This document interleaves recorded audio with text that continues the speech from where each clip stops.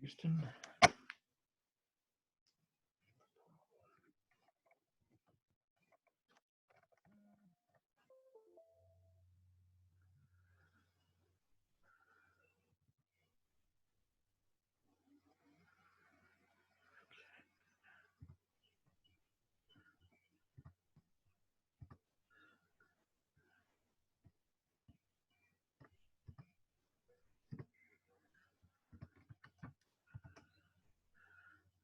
Okay, I apologize for a little technical glitch there, but we're starting on time.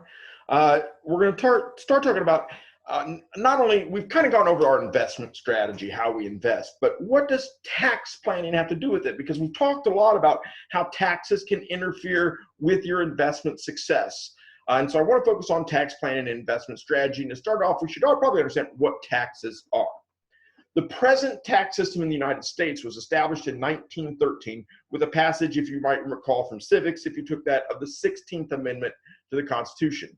And this amendment gave Congress the power to impose an income tax. Now, when this tax was first established, only about 1% of the population actually had to pay income taxes. But since that time, tax laws have grown so much that paying taxes has become one of the most complex procedures that families must go through to fulfill their responsibilities as citizens. So whether we like it or not, taxes are a fact of life. Taxes impact all the areas of personal finance: goals, budgets, financial statements, cash management, savings and debt, insurance, investing, retirement planning, and estate planning, and wills. They're also a critical part of any financial plan. I mean, we include a discussion of taxes in this course because taxes have an impact on nearly every part of financial life. Investing, saving, managing cash, dealing with debt, owning a home, planning for retirement, securing insurance, and planning your estate. And since taxes are such a crucial financial element, they need to be understood and planned for to help you achieve your personal and family goals. Because remember, it's not what you make that makes you wealthy, it's what you get to keep that makes you wealthy. So tax planning is important because taxes are actually the largest single annual expense for most families. The average American spends more on taxes than on food, clothing, and medical care combined. He or she must work for more than 3 months just to earn enough to pay taxes for the entire year. These statistics in Figure 1 illustrate why tax planning and tax strategies should be critical parts of your financial life. Remember, the less you have to pay, Uncle Sam, the more you can save for your personal and financial goals. And if you look at this, and this only goes up to 2006, but you can see where people have to work each year. And in 2006, people actually had to work up through April 26th to pay all their taxes for the year. And that's if they're dedicating their entire salary to just the payment of taxes, not dividing them up. You'll notice that in the year 2000, that was actually up till May 3rd that people had to work. So with the current recession, you can imagine how long people are going to have to work to pay their entire taxes. So the United States tax system is structured as what we call a progressive or graduated tax system. And this means that income is taxed at increased rates, that you'll be in different brackets. And the logic behind this system is that people who earn more can afford to pay a higher percentage of their earnings in taxes. And there are 4 major types of taxes. The first one we've already discussed, income taxes. And the tax system for those is complicated by the fact that different types of earnings are taxed differently. A policy consistent with the government's view that tax policy should encourage specific earning behaviors. So to understand tax policies, there's 3 terms you should know: marginal tax rate, average tax rate, and effective marginal tax rate.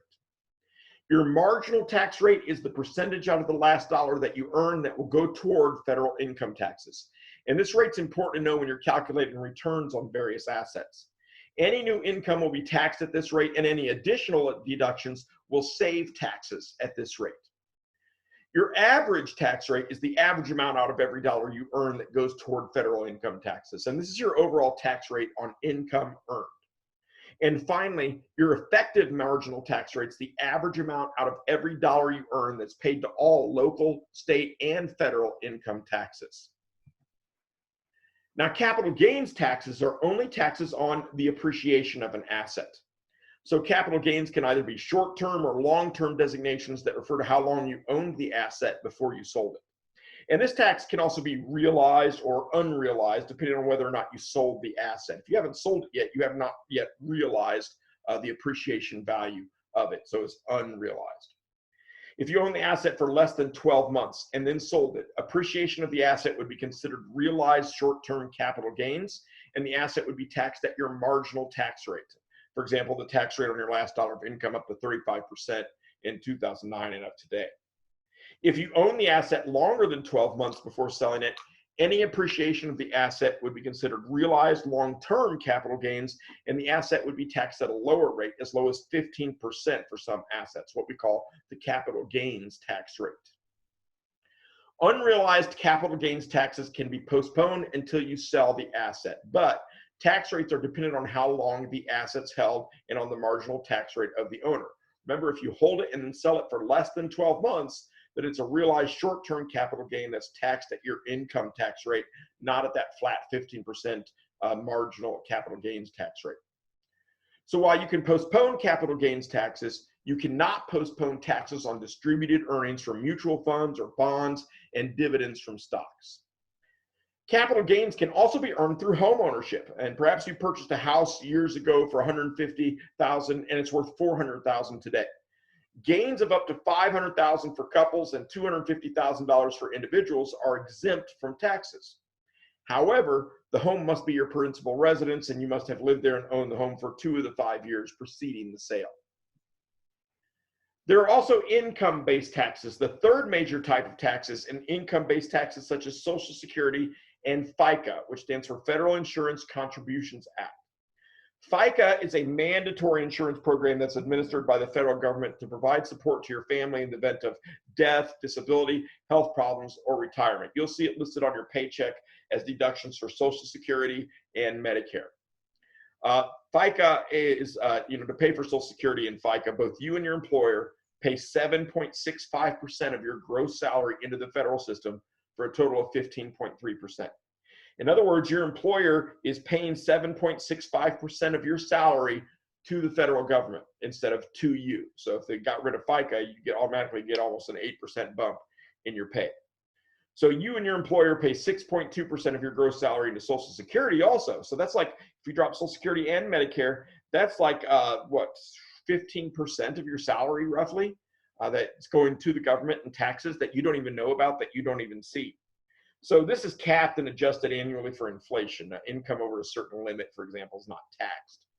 Additionally, both you and your employer pay 1.45% for Medicare, healthcare insurance program for the elderly and disabled, and this program has no annual cap.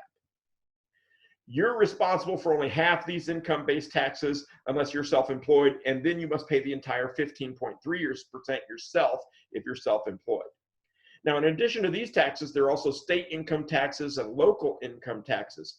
Local income taxes are uncommon, but some larger cities, such as New York City, do impose such a tax. Now, non-income-based taxes include sin taxes, excise taxes, and state sales tax. And these taxes are imposed when goods are purchased. And this category also includes real estate and property taxes that are imposed annually or semi-annually on assets owned. Finally, there are gift and estate taxes, and these taxes may be imposed when assets are transferred from one owner to another. The tax is imposed on the one actually transferring the assets, not the person receiving the assets. Now, there are 4 main strategies to minimize your tax payments for a given level of income, or to maximize after-tax income. In other words, to keep more of what you're making. First off, maximize your deductions.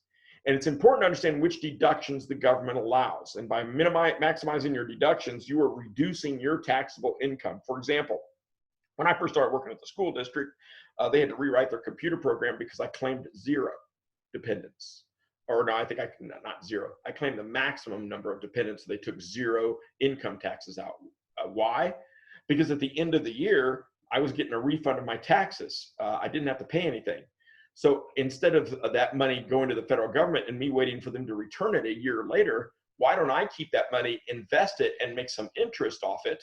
And in the off chance I do owe taxes, well, then that money has made some interest that I can then use to pay some of the taxes and thereby reduce my tax bill. A lot of people don't agree with that. A lot of people want to wait for that income tax refund check and be all excited about it. But some ways you can reduce this is, suggestions for maximizing your deductions. Use your home as a tax shelter. There's lots of things you can write off if you itemize your taxes. For example, installing an energy efficient air conditioning and heating system. You put that in, it ups the value of your home because it's a brand new system, but it's also something you can write off your taxes, the amount you owe. Shift and bunch your deductions to get the maximum benefit in a specified year. Let's say you were thinking about installing that Interstar heating air conditioning system next year, but let's say that the tax deduction for it goes down next year. Why not do it this year and get the maximum tax deduction? Continue to give if you're a charitable person, and while you do not give solely for a tax deduction, since you're already given, you might as well get the tax deduction. So keep good records of all charitable contributions, including mileage and any in-kind donations to charities, meaning the time you spend working for them and what your rate would be at your job. Keep good records of all charitable contributions, including mileage and any in-kind donations, and keep good records of health and moving-related expenses because those things are often deductible as well. Number 2, maximize your capital gains income.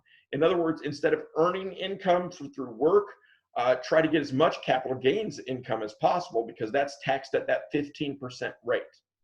Earn tax-exempt income as much as possible, such as through municipal bonds or things like that.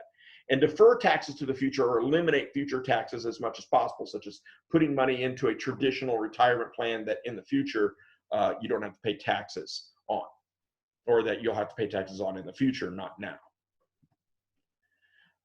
Maximize capital gains income. A capital gain is a profit from the sale of property or of an investment. And a capital gain is the difference between what you paid for an investment and what you received when you sold that investment. So if you bought a share of stock for $100, you sold it at $200, well, then you've made $100. That's your capital gain. So investments include mutual bonds, funds, stocks, bonds, options, precious metals, real estate, and collectibles. And if you sold an investment for more than what you paid for it, then you have a gain. If you sold an investment for less than what you paid for it, then you have a capital loss. And sometimes those capital losses can be written off your taxes as well. Long-term capital gains income is taxed at a lower rate than ordinary income, such as interest and short-term capital gains. Ordinary income is income received that is taxed at the highest rates or ordinary income tax rates, such as the money you get from an employer in your paycheck. So ordinary income is composed mainly of wages, salaries, commissions, and interest income from bonds. Ordinary income can only be offset with standard tax deductions, like when we went through the return there. And while capital gains income can only be offset with capital losses. Long-term capital gains rates are taxed less than earned income. In some cases, as much as 20% less. If you're in the highest marginal income tax bracket, that could be 35% federally, and then 15% is the capital gains flat rate. So try to earn as much capital gains income as possible each year versus ordinary income. And this is why Warren Buffett pays less taxes than his secretary, even though he's worth, $1 billion more than his secretary. A long-term capital gain is a gain on an investment asset that you hold for more than 1 year before selling it. All income is also not taxed equally. Stock dividends are taxed at a preferential tax rate compared to bond interest. And whereas bond and savings interest is taxed at your ordinary tax rate, stock dividends are usually taxed at the capital gains tax rate or a 0% preferential rate, depending on your marginal tax rate. Here are some key suggestions to maximizing capital gains income. Look toward long-term capital gains. In other words, hold the asset for at least 12 months. And these are not taxed until the asset is sold, so you can even hold them longer. Maintain a long-term buy and hold strategy on mutual funds and stocks to defer taxes until the assets are actually sold. Stay in it for the long haul. Manage your portfolio on a tax-efficient basis. And it's not what you make, but what you keep after taxes and inflation that makes you wealthy. And if you're continually buying and selling, the taxes are going to eat away at that. If your risk tolerance allows, increase your allocation to stocks, stock mutual funds, stock index funds, and ETFs as stock dividends are taxed at that capital gains lower tax rate.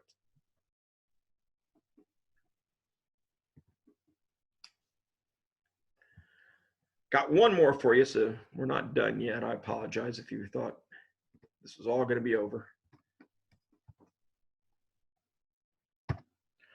Okay, number 3 here, earn tax-exempt income. And tax-exempt income is excluded from your total income, so you don't have to pay taxes on it. And some key suggestions for using the strategy of earning tax-exempt income include the following. Number 1, look for tax-free investments such as municipal bonds that are not taxable by the federal government, and the interest earned on them is not taxable by the state if you reside in the state in which you purchased them.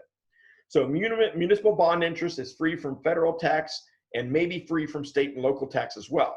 And by investing in municipal bonds, you pay an implicit tax. In other words, the rate of return is lower than if you had invested it in something else, but you're helping your community, and to make up for it and to encourage you to invest in those things like building the pool here in Marshall, then you get a tax-free thing to kind of boost the return on the investment basically. So depending on your marginal tax rate, it may or may not make sense to do this. Again, the goal should be to maximize your after-tax profits though. Use medical savings accounts, which they call HSA, healthcare savings accounts, also called flexible spending accounts, FSAs. But basically what it is they take money out of your account before taxes, so from your gross pay, they put it in this account. And as long as you spend it all within the year on qualified healthcare expenses, and that does include over-the-counter medication as well, then it's not taxable. So it's like if you're in a 20% tax bracket and you go and buy, Excedrin or Bayer or some kind of headache medicine, you're actually getting 20% off just because you're using before tax dollars to do it, even though it's the same cost. So in this way, you're reducing income by paying medical bills with before tax dollars. You do have to spend the entire amount within the year. There's a limit on how much you can put into it, but it really helps out a lot. I use it myself. And pay your contributions to charity instead of with money. Pay them with appreciated long-term capital assets. So let's say 5 years ago, you bought a stock for $100. Today it's worth $200 5 years later. Well, instead of cashing it out and giving them the cash and then having to pay the capital gains tax on it, just give them the stock. You're contributing $200 to them, but you don't have to pay any taxes on it now. And plus you get the tax write-off for the $200 you gave them. So it's like making more than $200. So assets which have increased in value, donate the asset itself, not the cash from the asset. If you donate your appreciated assets to charity, not only do you get the full value of the donation, but you also do not have to pay the capital gains on the appreciated asset. So for example, and I think I just gave this example, suppose you have a stock that you paid $10 per share, it's now worth $20 per share. If you sold it to contribute to your favorite charity, you would receive $20, but would have to pay capital gains taxes on your gain of 10, which is $20 minus 10. At a 15% rate, you would only have $18.50 after taxes. However, if you donated the stock to a qualified charity, a 501c3, the charity received the stock, you receive a receipt for $20, and you do not have to pay capital gains tax on that stock. Number 4, defer taxes to the future or eliminate future taxes. Deferring taxes to the future means that you put off paying taxes on your current income now, then pay taxes on the money when you withdraw it at retirement. And the following are 2 key recommendations. Invest as much as your budget will allow in your 401k and other tax-deferred retirement plans, especially if they're matched accounts, because remember, the first priority of money is free money. Individual retirement accounts, IRAs, 401k plans, SEP IRA plans, it will defer taxes to the future. Invest in specific purpose investment vehicles that eliminate all future taxes. You invest in these vehicles with after-tax dollars, and if the assets are used for the purpose that you specified, you never pay taxes on the earnings again. And here's some recommendations. Save for retirement using a Roth IRA or Roth 401k. Earnings on a Roth are never taxed. Save for your children's educations using an education IRA or a state college 529 savings plan. Earnings from these assets are never taxed again, assuming they're used for qualified educational expenses. Save for your children's college tuition expenses using government Series EE or Series I savings bonds. And if the principal and interest are used to pay for college tuition, the interest is tax-free. And focus on your rate of return and your tax rate. If your after-tax return on these vehicles is higher than you could make other places, it may be a good place to invest for your children's education. Particularly those 529 plans, because an additional savings for them is that you're paying today's rate for tuition instead of the rate 18 years from now when your child goes to school, and inflation and nominal increases over the years have added to it. So as you understand that your financial resources are your responsibility and that you need to be the most responsible you can, you're going to work to understand the tax system. So you'll pay all the taxes that are legally due, but not a penny more. So here's some ideas which may be helpful as you work toward better organization and preparation of your taxes. Be organized with your record keeping. One of the difficult things about preparing your taxes is knowing where all your useful receipts are. So keep a folder that's dedicated to collecting all your tax receipts over the year. Matter of fact, there's even apps where you can take a picture of the receipt and it will automatically file it for you into certain categories such as dining out or charity or things like that. Make this folder readily available. Anytime you do anything that may have a tax consequence, put the receipt in the folder. An electronic system such as Quicken or Money makes it easy to record and remember details about charitable contributions or payments toward taxes for future use. Keep copies of your previous year's tax returns. Matter of fact, it's federal law. You should keep at least 7 years in the past available in case you're ever audited. It is the law that you do that. Now, I would recommend keeping beyond 7 years, but 7 years is what's in the law itself. So when preparing your taxes, review your tax returns from last year. Review your exclusions, your tax deferrals, your deductions, exemptions, and other areas to make sure you are not missing out on any legal tax deductions. And keep copies of all your lists of deductions and receipts so that you'll have the necessary backup if you are audited. You should keep copies of the last 7 years of your tax returns, like I said. Keep records of things you donate to charity, like the Salvation Army, United Way, other charitable organizations, and these donations can increase your tax deductions. You should also keep good records showing what non-cash charitable contributions you make, such as miles you travel for church-related or Boy and Girl Scout activities. And these contributions can be deducted at a specific mileage rate, which in 2012, and I don't think it's changed yet, was 14 cents per mile. So you're driving a bunch of kids on a field trip, count those miles, you can deduct 14 cents for every mile from your taxes.